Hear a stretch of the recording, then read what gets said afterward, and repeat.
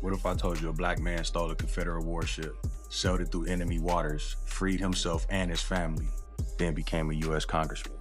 This is the real-life story of Robert Smalls. Let's get it. Robert Smalls was born into slavery in 1839 in South Carolina. By the time the Civil War broke out, bro was forced to work for the Confederacy as a deckhand on a ship called the CSS Planter. That shit was a heavily armed Confederate supply ship. This motherfucker carried cannons, ammunition, and military secrets. Smalls had access to the ship's layout and the Confederate codes. But most importantly, he knew how to navigate enemy waters. My boy wasn't just thinking about freedom, he was planning it. On the night of May 12, 1862, Smalls and his squad, they sat patiently waiting for their opportunity. The ship's white officers left for the night, trusting their enslaved crew with the ship.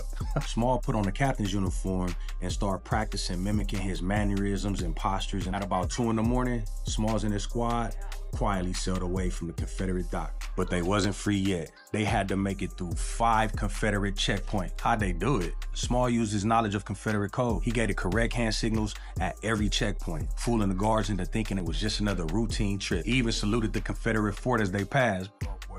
Once they were clear of Confederate waters, he made a beeline to the Union blockade. Smalls ain't just run though. He used strategy and deception to pull off one of the cleanest heists in Civil War history. Smalls surrendered the ship to the Union Army. He handed over ammunition, cannons, military secrets, and anything else he had access to. The Union recognized my boy as a hero. He was given a cash reward, and he started working with the U.S. Navy. He later became the captain of the very ship he stole. He flipped the system on himself, stealing from the enemy and using it to fight back.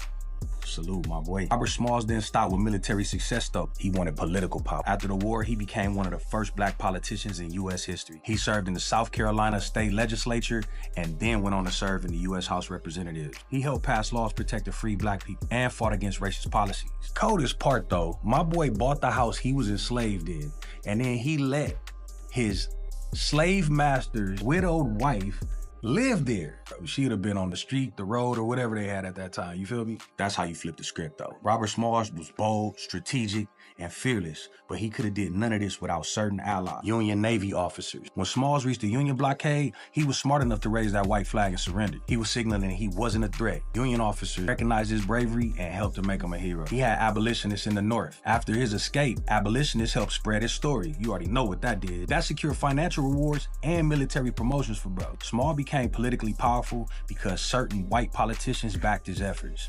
That's just the truth. And that helped to pass civil rights laws and protect black voters. They love teaching about slavery, oppression, and victimhood. They don't teach how black people flip the system and finesse their way to power. Robert Smalls was bold, fearless, and strategic.